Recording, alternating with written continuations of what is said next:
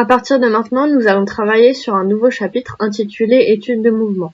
Ce chapitre entre dans un nouveau thème. Avant toute chose, vous allez donc faire la page de garde de ce thème. Pour rappel, dans le premier intercalaire, le thème était Organisation et transformation de la matière. Pour le deuxième intercalaire, le thème était l'énergie et ses conversions.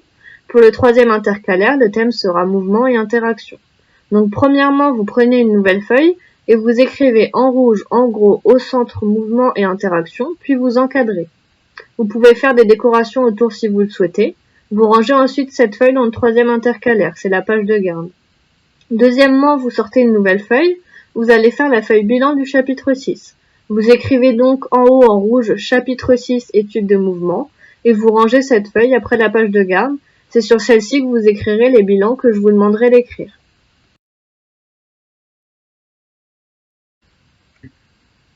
Je vais maintenant vous présenter le cours du chapitre. N'hésitez pas à revoir ce cours en cas d'oubli lors des exercices, d'une activité ou pour réviser avant le contrôle. Pour étudier un mouvement, nous avons besoin de chronophotographie. Normalement, vous en avez fait 2 chez vous, donc vous avez compris ce que c'est.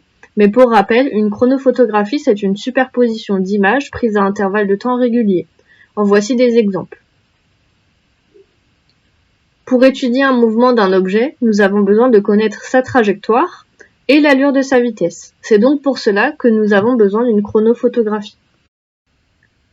Mais qu'est-ce que la trajectoire? La trajectoire, c'est l'ensemble des positions occupées par un objet au cours du temps. Parfois, la trajectoire peut facilement se repérer car l'objet en mouvement laisse des traces sur son passage, comme le skieur ou les avions lors de défilés aériens par exemple. Cependant, la plupart du temps, un objet ne laisse pas de traces visibles. Faire une chronophotographie nous sert donc à déterminer la trajectoire d'un objet, comme ce vélo par exemple, pour lequel nous pouvons imaginer la trajectoire, mais nous ne pouvons pas la voir sans chronophotographie. Nous distinguons 3 types de trajectoires. Lorsque la trajectoire est une droite, que les différents points peuvent être reliés directement avec une règle, nous disons dans ce cas que le mouvement est rectiligne. Lorsque la trajectoire est un cercle parfait ou un arc de cercle, nous disons que le mouvement est circulaire. Si la trajectoire est quelconque, c'est-à-dire ce n'est ni une droite ni un arc de cercle, le mouvement est dit curviligne. De même que pour la trajectoire, l'allure de la vitesse peut être décrite de 3 façons. Pour mieux vous l'expliquer, je vais vous présenter une simulation avec une télécabine dont je peux faire varier la vitesse. Premièrement, la vitesse peut rester constante. Par exemple, je mets la vitesse à 10 km/h. Dans ce cas, si nous choisissons un point, nommé M, et que nous notons sa position toutes les 5 secondes, nous pouvons voir à la fin que la distance entre 2 points successifs est toujours la même.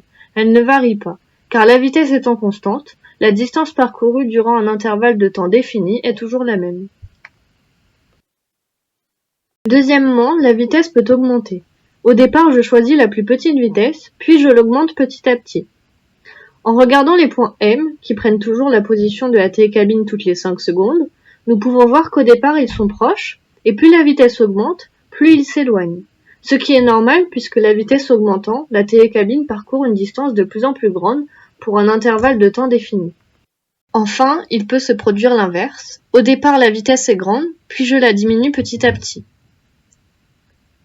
Nous pouvons observer que les points se rapprochent de plus en plus, car comme la vitesse diminue, la télécabine parcourt une distance de plus en plus petite pour un intervalle de temps défini. Nous avons donc 3 possibilités. Soit la distance entre les points pour un intervalle de temps donné est toujours la même. Dans ce cas-là, la vitesse est constante et le mouvement est dit uniforme. Soit la distance entre les points augmente de plus en plus. Dans ce cas-là, ça veut dire que la vitesse elle augmente et le mouvement est donc accéléré. Troisième cas et dernier, si la distance entre les points diminue, au lieu d'augmenter ou de rester constante, on dit que la vitesse diminue et donc le mouvement il est décéléré, c'est l'inverse d'accélérer. Donc pour que ce soit plus clair, je vais vous présenter des exemples. Premier exemple, on a les positions d'une balle qui est lancée. La trajectoire, c'est un arc de cercle puisque les points, en fait, si on les relie et qu'on continue, ça peut former un cercle. L'allure de la vitesse, elle est constante parce que si vous prenez une règle et que vous mesurez la distance entre 2 points successifs, vous verrez que la distance à chaque fois entre 2 points successifs, c'est toujours la même. Donc l'allure de la vitesse, elle est constante, la vitesse, elle varie pas. Et le mouvement, il est donc circulaire uniforme, puisqu'on a dit que le mouvement, ça prenait en compte la trajectoire et l'allure de la vitesse, et que quand la trajectoire, c'est un arc de cercle, le mouvement, il est circulaire, et quand l'allure de la vitesse est constante, le mouvement, il est uniforme. Donc ici, le mouvement, il est circulaire, uniforme. Deuxième exemple avec un motard. Ici, le motard, il est sur une route, donc on va dire que la trajectoire, c'est une droite. Et ce qui est intéressant, c'est que quand on regarde le casque, petit à petit, la distance entre les deux casques diminue. Au départ, elle est plus grande qu'à la fin. Ça veut dire que la vitesse diminue.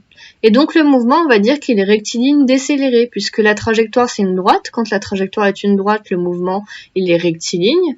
Et la vitesse diminue. Et quand la vitesse diminue, le mouvement est décéléré. Donc ici, c'est un mouvement rectiligne décéléré. Et enfin, troisième et dernier exemple, ici ça peut être par exemple une balle qui tombe, où on a représenté les différentes positions. Donc on voit que la trajectoire c'est une droite, puisque si vous prenez une règle, au final les points là, ils vont suivre la règle. Et la vitesse elle augmente, puisque au départ, si vous voyez bien, les points sont très serrés entre eux. Et quand vous regardez plus en bas, les points sont de plus en plus espacés. Ça veut dire que la vitesse elle a augmenté lorsque la balle elle est tombée par exemple. Donc le mouvement il va être rectiligne, accéléré. Rectiligne parce que la trajectoire c'est une droite, donc quand c'est une droite le mouvement il est rectiligne. Et accéléré parce que la vitesse elle augmente, et quand la vitesse elle augmente, le mouvement il est accéléré. Donc rectiligne, accéléré. Voilà, donc là c'est la fin du cours. Maintenant vous allez pouvoir faire les exercices que je vous ai donnés. Si vous avez des doutes, vous revenez sur le cours. Et vous pouvez aussi m'envoyer des mails s'il y a quelque chose que vous ne comprenez vraiment pas.